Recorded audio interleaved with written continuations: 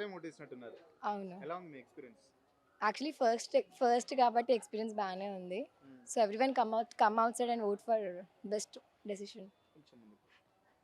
ఏం కాదు కొంచెం ముందుకు. అంటే చాలా మంది ఓటేయకుండా అంటే ఇంకా ఇంట్లోనే ఉంటున్నారు. చూస్తున్నారు కదా అసలు పోలింగ్ బూత్ చాలా ఖాళీ ఉంది. ఎట్లా అనిపిస్తుంది మీరు? ఫస్ట్ థింగ్ అందరూ చాలా లేజీగా ఫీల్ అవుతున్నారు ఒక్క ఓటేస్తే మన డెసిషన్ లైక్ ఇక్కడ ఏం మారదు కదా అని. But every vote has a count right. So, అందరూ ఓటేస్తేనే బెటర్. హ్మ్. యూత్‌కి ఏం సందేశం ఇవ్వదలుచుకున్నారు? Better good leader. Decide a good leader. Okay. Thank you. ఎలా ఉన్నాయి సార్ లోపల? బాగున్నాయండి. Hmm. I belong to this place. Hmm. I work for LIC but my residence is in Raj Bhavan colony okay. And one of the best and pleasant experiences. Simple and straight. జనాలు తక్కువున్నారు కదా! ఏం చెప్తారంటే voting అయితే ప్రతిసారి హైదరాబాద్‌లో చాలా తక్కువ శాతం ఓటింగ్. అర్బన్ ఓటర్స్ రిలక్టెన్స్ అండి. రిలక్టెన్సు తర్వాత ఏమో ఏమో డబ్బులు అడుగుతారేమో, డబ్బులు ఇవ్వకుండా ఏది మనది ఏది కూడా సబ్సిడీ ఒకటి ఫ్రీ ఒకటి దగ్గరుండి తీసుకెళ్ళి దీపెట్టాలి. ఈ మూడు లేనప్పుడు మన ఫ్రాంచైజ్ ఎప్పుడూ ఇలాగే ఉంటుంది. అది ఎందుకు చదువుకోని వాళ్ళే తక్కువ అంటే తక్కువ ఓటింగ్ చేస్తూ ఉంటారు. ఎందుకట్లా? చదువుకున్న వాళ్ళేమో తక్కువ ఇస్తారు. చదువుకోలేని వాళ్ళు కంపల్సరీ లైన్‌లో నిలబడరు. చూడండి, చదువుకున్న వాళ్ళకి ఏమవుతుందంటే అన్ని నిర్దిష్టమైన అభిప్రాయాలు ఉంటాయి సార్. కానీ ప్రాక్టికల్గా ఏంటంటే వాళ్ళు మైనారిటీలో ఉన్నారు. చదువుకున్న వాళ్ళు literates versus illiterates in this country adverse రేషియోలో ఉంది. అందుకని ఏమవుతుందంటే వాళ్ళని ఎవరు పట్టించుకోరు. Because literates are in the minority, nobody cares for them. వాళ్ళ ఓటింగ్ పర్సెంటేజ్ ఎవడు పట్టించుకోడు.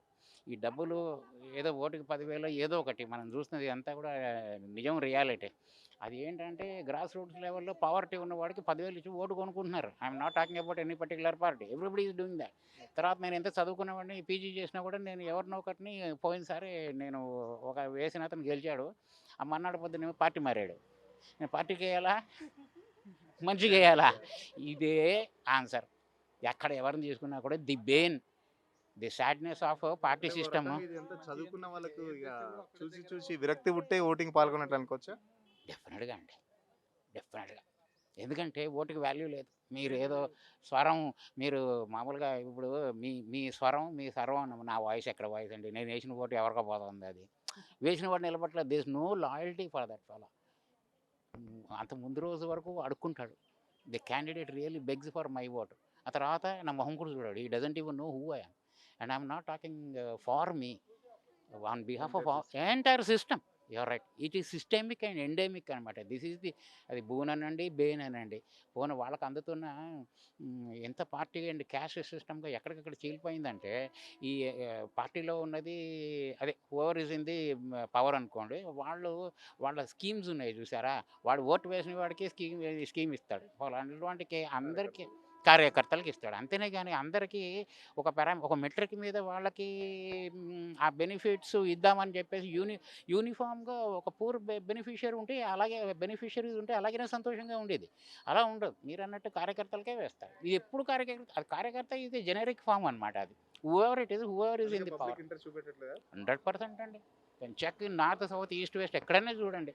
విసుగు వచ్చి లేకపోతే 1947 లగాయితే ఇప్పటి వరకు ఎప్పుడు డెవలపింగ్ ఐఎన్జి ఈ జెరండ్ ఫామ్లో ఉండడం ఏంటండి ఇంకా డెవలప్ ఎప్పుడైతే ఎప్పుడవుతుంది? ఈడీ ఎప్పుడవుతుంది? అది ఈడీ కూడా ప్రయోగించారు, ఆయన అవటం లేదు. మరి ఇక్కడ నేను ఏ పార్టీని తప్పు పట్టడం లేదు. మన కర్మ గీతంతే. And we're the number 1 in IT. ఇది వదిలేసి ఇంకొకటి చూడండి, దీనికి లింక్డే the other side of this thing. ఇదంతా వదిలేసి అమెరికాను మరో చోట పారిపోతున్నారు. Where their talent is, the latent talent is recognised. వదిలేసిపోతున్నారు వాళ్ళు. మీరు సన్నిహితంగా ఉంటే మీతో ఉంటాను కానీ నన్ను వాడుకొని వదిలేసి అరటిపండు తొక్కలాగా పారేస్తే ఎక్కడ పోతాను? నన్ను గౌరవించిన చోట, నాకు విలువ ఉన్న చోట పోతాను. అమెరికాలో విలువ ఉంది, ఆస్ట్రేలియాలో విలువ ఉంది, కెనడాలో ఉంది, యూకేలో ఉంది, నెదర్లాండ్స్లో ఉంది. అక్కడ పోతాం అందరం. బాగుంటుంది. తర్వాత మేము అడిగింది ఏంటి, 4-5 బేసిక్స్ అడిగాం. ఏం అడిగాము? హెల్త్ కేర్ అడిగాం, అవునా, రోడ్లు అడిగాం, ఎడ్యుకేషన్ అడిగాం. 1947 ఉచిత్ అంతే సార్, అంతే. ఉచితాలతోనే ఎందుకు అది ఉచితం అంటే తాగలేను సార్. అది క్విడ్ ప్రోకో. కోట శ్రీనివాసరావు గారు చెప్పినట్టు నాకేంటి, నీకు చాక్లెట్ తాగలేము ఇస్తాను, దానికి ప్రతిఫలం నాకేం వస్తుంది అని చెప్తాను. ఏదో ఉంటేనే కదా. ఇప్పుడు మిమ్మల్ని 3 సార్లు హోటల్కి మన ఇద్దరం ఫ్రెండ్స్ 3 సార్లు హోటల్కి తీసుకెళ్తే 4వ సారైనా తీసుకెళ్ళాలా 1:4. ఈ క్విడ్ ప్రోకో నాకేంటి అన్నది సమాధానం దొరకనంతసేపు మనం బతికి ఇంతే. ఇలాగే మిడిమిడి బ్రతుకులను మిడిల్ క్లాస్ మనం ఎప్పుడూ డెవలప్ కాం. చదువు లేనంతసేపు, ఆరోగ్యం లేనంతసేపు మ్యాన్ అవర్స్ ఆర్ లాస్ట్. మన శక్తివంతి వాడు రోగాల రొచ్చులు వచ్చి పోతున్నాడు అర్ధంతరంగా. 80 ఏళ్ళు 70 ఏళ్ళు 80 ఏళ్ళు ఉండవలసిన వాడు పోతున్నాడు. ఎందుకు? వాడికి ఏమో రోగాలు వచ్చి అర్ధంతరంగా మెడికల్ ఫెసిలిటీ లేక, చదువు లేక వాడు బతుకంతా కూడా గుడిసెల్లోనే ఉంటుంది. వాడు మెరిట్కి సరైన సపోర్ట్ లేదు. All these are basics. మనం ఇప్పటికి కూడా బేసిక్స్ని అడ్రస్ చేయకపోతే అది ఇండివిజువల్గా మీరు నేను some of all these things, some of individual house hold units is equal to colony, is equal to city, is equal to state, is equal to country ఎవడో ఆలోచించట్లేదు అట్లాగా.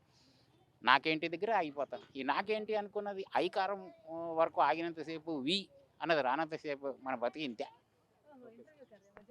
యాక్చువల్గా మా ఫాదర్ అండ్ మదర్ది లిస్ట్లో లేదు. వాళ్ళు కూడా ఉంటే ఫాదర్ది డిలీటెడ్ అని వచ్చింది. ఎందుకంటే ఈ పోలీస్ స్టేషన్లో వేరే పోలీస్ స్టేషన్ చూసారా? చూసాము, అది ఇక్కడనే మా డాడీది డిలీటెడ్ అని ఉంది. ఓకే. ఆ, అడిగారా మన ఆఫీస్? అడిగాను కానీ ఏం చేయలేమంట, మళ్ళీ అప్లై చేయాలంట. మా మదర్ది కూడా లేదు. అంటే మన అసెంబ్లీలో వేసారా? మదర్ది అసెంబ్లీలో కూడా లేకుండే, డాడీది ఉండే అసెంబ్లీలో. ఓకే.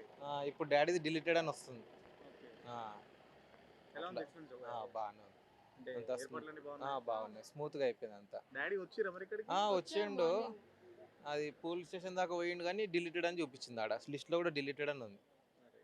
అట్లా అంటే ఎన్ని ఓట్లు మిస్ అయినా మీకు ఏమైనా అంచనా ఉందా? అంటే మామూలుగా. ఏం తెలియదు, కొన్ని డిలీటెడ్ అని కనిపిస్తున్నాయి ఆ లిస్ట్లో. ఓకే. ఒక 5-6 చూసినా నేను డిలీటెడ్. ఆఫీసర్లు ఏమన్నారంటే మళ్ళీ డిలీట్ అని అంటే? వీళ్ళ అంటే మళ్ళీ అప్లై చేసుకోవాలండి, ఏం చేయలేమంట. నేను అడిగిన ఏమన్నా ప్రూఫ్స్ ఏమైనా పెట్టి చేయొచ్చా అని, కానీ ఏం చేయలేమంట. ఒక్కొక్కరేమో ఓటు వేయకుండా ఇంట్లో ఉంటారు. మీ సంబంధించిన ఓటు మిస్ అయింది ఎలా చూస్తున్నారంటే మామూలుగా ఎలా అనిపిస్తుంది ఓటు మిస్ అయిందంటే? అంటే ఒక్క ఓటు కూడా చాలా వాల్యూ ఉంటుంది కదా. సో ఒక్క ఓటు మిస్ అయినా కూడా లైక్ ఏదైనా ఒకటి డిఫాల్ట్ అవుతుంటుంది కదా. సో మేము అదే అనుకుంటున్నాము. ఇప్పుడు మా ఇంట్లోనే 2 ఓట్స్ మిస్ అయినాయి. ఓకే. సో అదే మేము అదే అడుగుదామని వచ్చాము. మళ్ళీ మార్నింగ్ డాడీ వచ్చారు, మళ్ళీ ఇప్పుడు ఒకసారి మేము కన్ఫర్మ్ చేసుకుందామని వచ్చాము. ఛాన్స్ లేదు ఇంతకుముందు ఆ. వేరే ఏదైనా అప్పుడు అంటే మామూలుగా ఓటు వేయని వాళ్ళ గురించి మీరు ఏం చెప్తారంటే ఓటు? మేము అంటే మేము ఎక్స్పెక్ట్ చేసినాం ఏంటంటే ఏదైనా స్లిప్ ఇస్తారేమో అట్లా వెళ్ళి ఓట్ వేయొచ్చు అన్నట్టు, మేము ఏమైనా ప్రూఫ్ తీసుకొచ్చి ఆధార్ కార్డు కానీ ఏదైనా కానీ చూపిస్తే వేస్తారేమో అనుకున్నాము. కానీ అది కూడా ఏం ఛాన్స్ లేదు అని చెప్పారు వీళ్ళు. అంటే ఓటు వేయకుండా కొందరు ఇంట్లో ఉంటారు కదా, మీరు ఓటు కోసం ఇంత ఫైట్ చేస్తున్నారు కదా. ఏమనిపిస్తుంది మీరు వాళ్ళని చూస్తుంటే? ఇప్పుడు హైదరాబాద్ రావాలి కంపల్సరీగా ఓట్ వేయడానికి ప్రతి ఒక్కరు. తక్కువ ఓటింగ్ అవుతుంది, అందరు వచ్చి వేస్తే బెటర్ రిజల్ట్ వస్తుంది, మెజారిటీ విన్ అవుతుంది. అంటే చదువుకున్న వాళ్ళు ఎక్కువ ఓటింగ్ లో పాల్గొనట్లేదు. అవును, అట్లనే ఉంటుంది. హైదరాబాద్లో తక్కువ ఓటింగ్ అవుతుంది, 60 అట్లా వస్తుంది అంతే. ఎక్కువ ఉంటే బాగుంటుంది. Okay. Okay, right. Thank you.